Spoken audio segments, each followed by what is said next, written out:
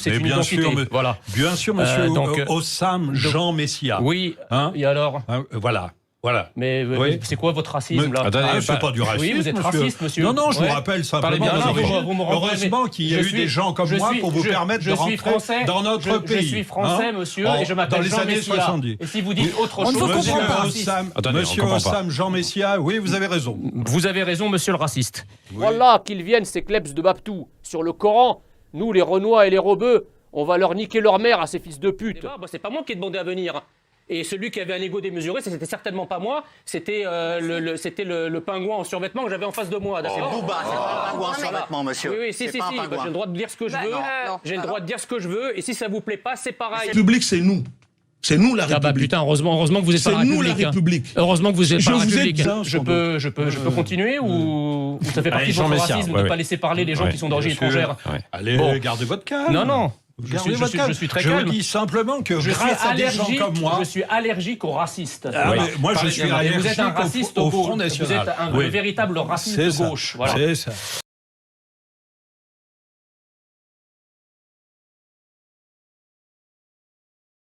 Oui, c'est vrai, je me suis plus intéressé à la misère bosniaque qu'à la misère au coin de la rue. Je suis un peu sourd à la question sociale. Que voulez-vous? On écrit avec son intelligence et son inconscient.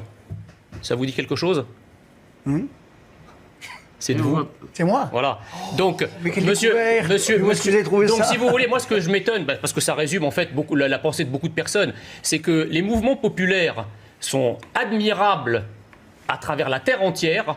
On s'y précipite en bras de chemise, en montant sur des caissons et en haranguant la foule, la larme à l'œil. Mais quand il s'agit d'une colère populaire qui est française, là, ça devient fasciste, nazi et antisémite. C'est ça que j'appelle, moi, la haine de soi. Je me suis fait traiter de chameau par Yacine Bellatar, tout le monde s'est marré. Est-ce que moi je pourrais traiter Améou Fofo, puisque c'est son nom d'origine, est-ce que je pourrais le traiter de singe sans je me faire traiter de raciste? Voilà, moi je me fais traiter de chameau et tout le monde rigole, d'accord? Moi je me fais appeler par mon prénom d'origine et pas par mon prénom français. Mais vous venez de refaire la même chose avec Ross. Parce que je veux que les gens, vos téléspectateurs comprennent que lorsqu'il y a symétrisation au sens inverse, tout le monde va être choqué. Écoutez, monsieur Béhanzin, si l'État français était terroriste, en tout cas, vous êtes la preuve vivante que la France n'est ni totalitaire, comme vous le dites, ni raciste, ni terroriste. Parce que si elle était totalitaire, si elle était raciste, vous seriez au mieux au fond d'une prison, au pire au fond d'un trou. Personne au Rassemblement national ne m'a jamais considéré comme un étranger. Et jamais personne ne m'a demandé mes origines. Ce qui n'est pas le cas de la gauche.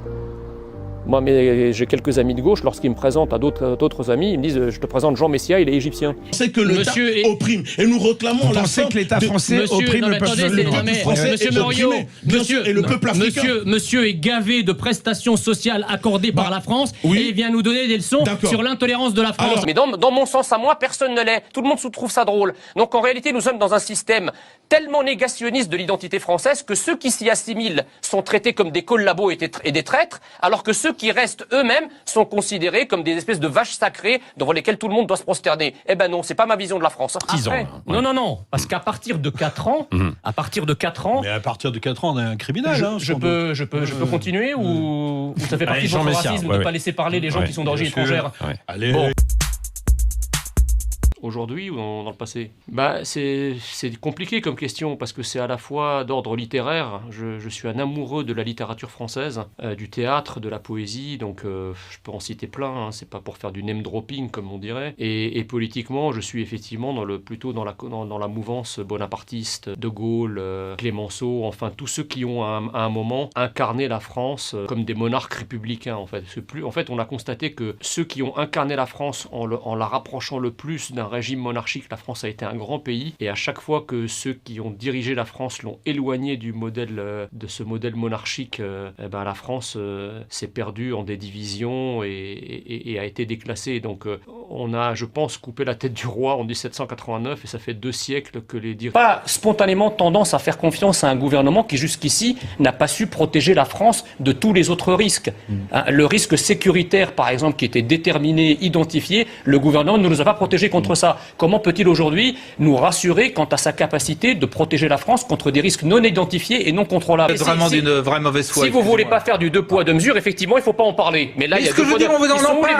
On vous explique comment on parle. blindés de Castaner? Où sont les tirs? On ne peut pas envoyer des blindés parce qu'il y a eu un type qui a... Ah oui, on les a envoyé des blindés comme ça, vous? On a envoyé des blindés contre des gilets jaunes pacifiques sur les ronds-points. On a vu des blindés dans Paris. Un pourcentage non négligeable, notamment chez les jeunes, qui vous expliquent que... Vous attisez la haine en disant ça. Non, mais oui, mais vous le savez bien. Mais non, mais attendez. Oui.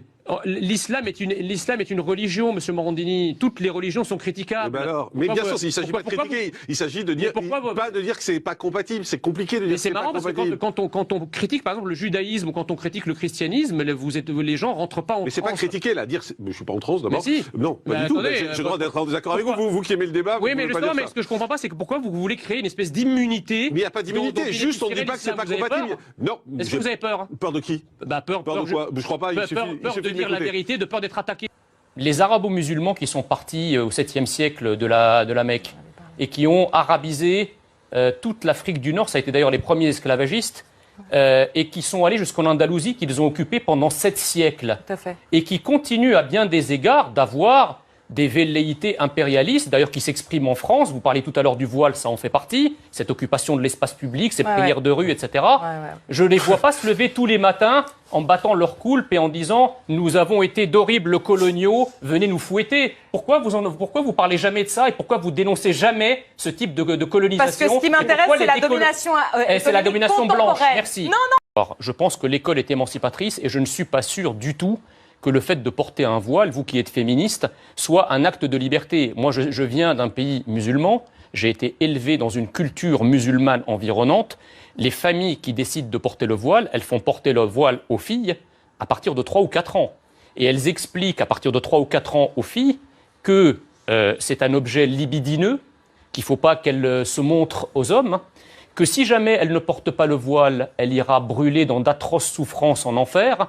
Et donc tout ça s'appelle du conditionnement. Arrivé à 18 ans, ou à 15 ans, ou à 16 ans, ou à 17 ans, mais laissez-moi finir, à 15 ans, oui, mais bien sûr qu'elles ne vont pas voter ce discours-là, mais c'est la réalité pourtant. À 15 ans, ou 16 ans, ou 17 ans, quand elles commencent à, je dirais, à s'éveiller au monde, on ne peut pas dire que le geste qu'elle a de dire « je veux me voiler » soit un geste libre, puisqu'on voit bien que c'est le fruit d'un conditionnement de la plus tendre enfance. À un moment en France... Pas du tout. Monsieur, je veux vous dire une chose. Moi, je vous force pas à rester en France, monsieur Béhanzin. Monsieur Oussam, Monsieur Sylvain, Sylvain, je ne vous... Monsieur Oussam. Oui, monsieur Sylvain.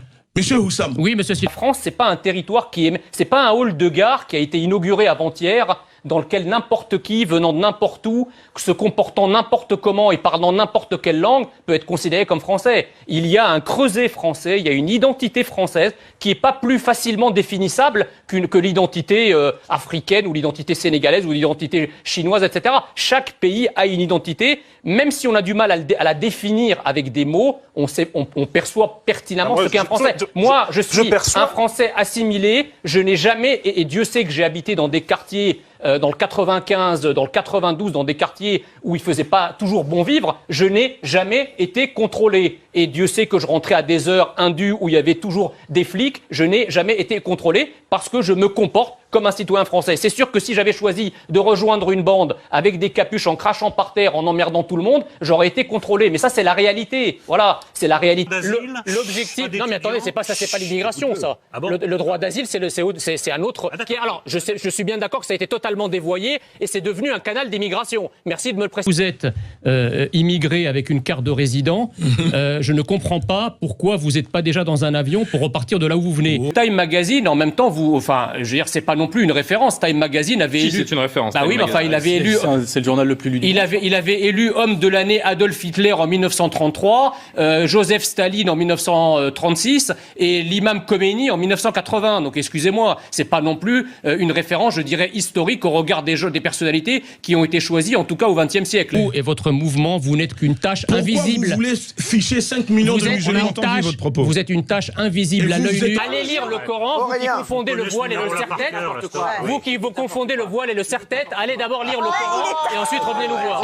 Il n'est pas plus aveugle que celui qui veut pas voir. Quant à l'apartheid, l'apartheid est fini. Je vous vois pas défendre avec autant de hargne et de motivation les fermiers blancs qui font l'objet quasiment d'un véritable génocide aujourd'hui. Il est où votre discours humaniste et tolérant? Mon discours humaniste et tolérant pense que c'est Certainement, malheureusement, non, je dis pas que c'est mérité, mais je dis que c'est une forme quelque peu sauvage d'appropriation collective des moyens de production. Donc en fait, vous justifiez le racisme. Je ne justifie pas le racisme. J'essaye de comprendre que c'est la conséquence laissez-moi terminer. C'est la conséquence de promesses qui n'ont pas été tenues au moment de la commission de vérité et de réconciliation. C'est-à-dire que c'est la conséquence du fait que les réparations n'ont pas été apportées par l'ANC. Moi, j'accuse l'ANC de Nelson Mandela, le parti au pouvoir, de ne pas avoir tenu ses promesses. Et effectivement, tous les régimes totalitaires justifient comme ça. Vous parliez tout à l'heure de la phraséologie qui enrobe les réalités. Les régimes totalitaires qui ont procédé au plus grand massacre n'ont jamais dit on massacre.